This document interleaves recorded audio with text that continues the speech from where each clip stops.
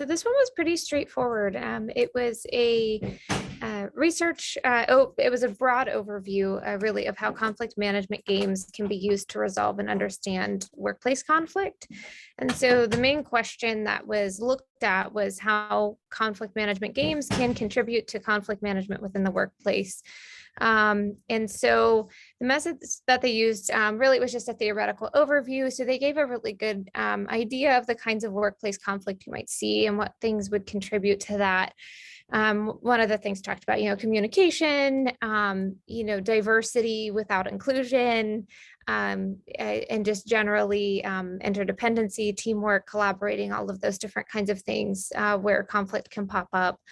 They discussed the use of conflict management games and kind of a general idea of what they are and how they can be incorporated.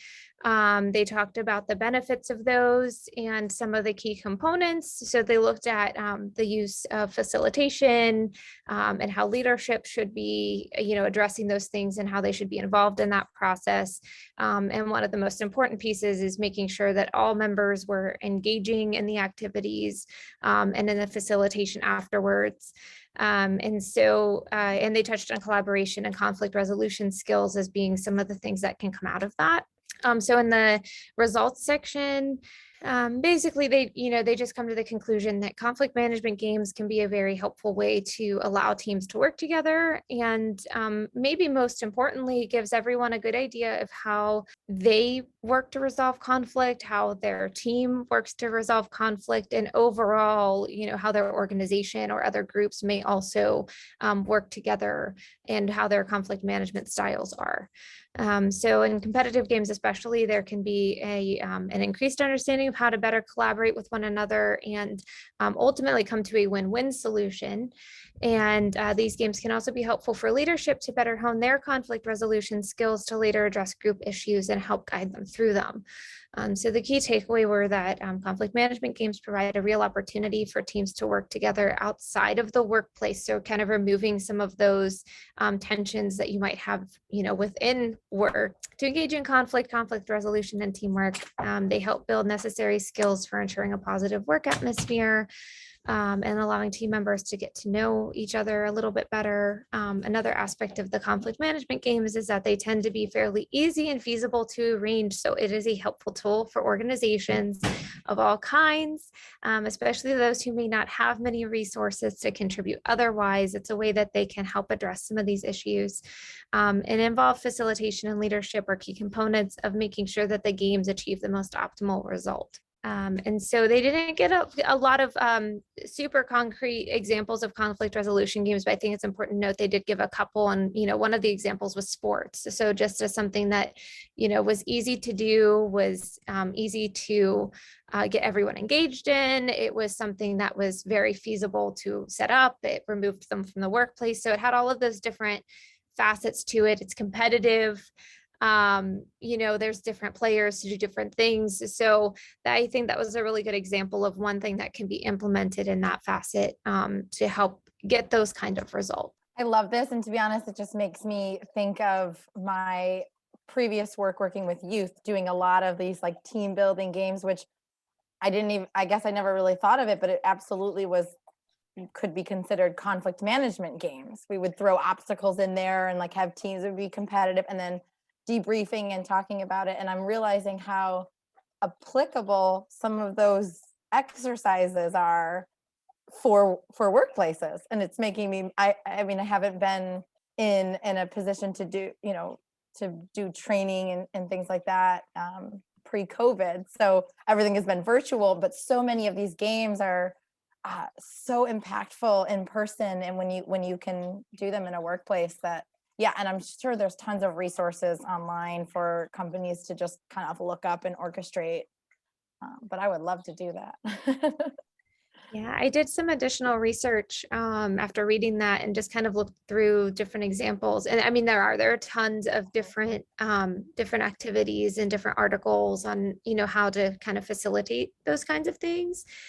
But I love the idea too about just getting to see how everyone, and as for leadership, it could probably be really helpful too, to watch how your team, individually addresses conflict, and whether they avoid it or that maybe they're more aggressive or outspoken. Or I thought that was a really interesting takeaway, is even just that learning more about your team to help better resolve conflict in the future. Yeah, and especially when you can use, I mean, it's experiential learning, right? Where you can kind of do an activity that seems kind of basic level, not so relevant, so to say, to the specific conflicts in a workplace, but getting a team to, engage in a sport activity or whatever it is, and then talk about that and then apply that to actual relevant scenarios and day-to-day work task conflicts or whatnot that they experience. I think that can be more influential than actually talking through an actual, scenario that they've gone through, because they're able to see it from a different lens, like, oh, I'm not in it, I'm not part of it. But then I don't know if I'm explaining that right, but I just can see how that can be more influential, like when it's a It's like game then like a applied. step away. Yeah, like Yeah. you're not directly in it, so you can kind of take a step back and I think deal with it a little better in a lot of ways. I think I agree with you, Sarah. Yeah. I was going to mention the well, I think obviously, I think we've talked about this before, but how much games in general just can build trust and rapport among people, and build that relationship that then allows for conflict to be dealt with more effectively. And I even think of like Natalie, I think the picture you chose for this was like a ping pong game or something. And I've even when I've had conflict with people, I always I can think back at least to grad school and college where you have these resources of like ping pong tables, like different resources where you can play games with other people, and it like honestly helps.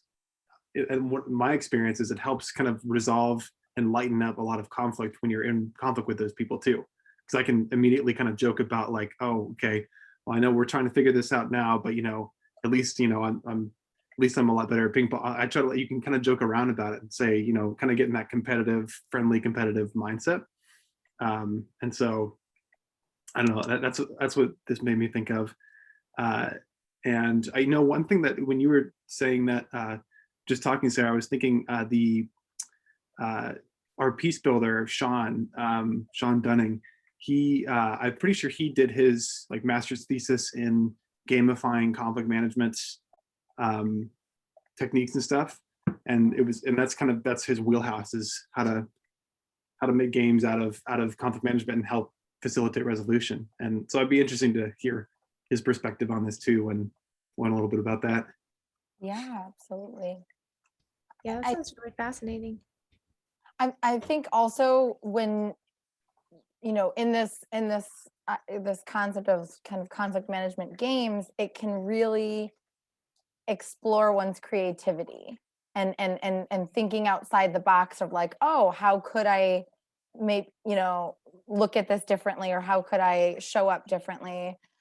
Like I've done a lot of working with youth, like activities of like, where you're blindfolded, and then you have someone that's there from your team that's like coaching you around. You can't step on this, but then you have the other team that can like make noises and things like that, where I mean, to be honest, it's helping with leadership and management skills, where it's like, what does that coach say, what words do they use, or like how do they articulate how to get around things, to their teammate.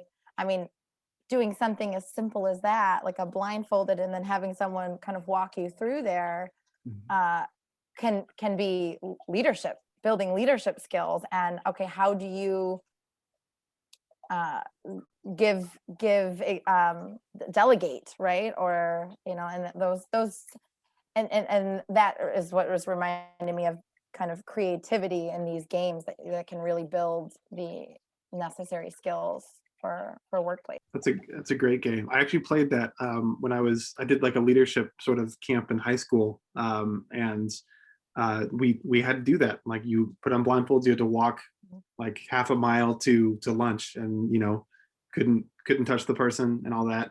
Yeah. And it built a lot of trust and rapport. There were a bunch of games like that, and I feel like it'd be interesting to put a list together of these different types of games, since you have a lot of experience with that, Sarah. And I have lists upon lists of experiential games, but it's like I honestly I've always used them with youth, and I guess I never really even. We've also been remote, right? Doing everything remote, so I haven't even Right. really taken that toolbox out with Right, people. right. Well, Yeah. something to think about Yeah. if we have in-person services sometime. Could be fun. Um, Yeah, Cool. definitely.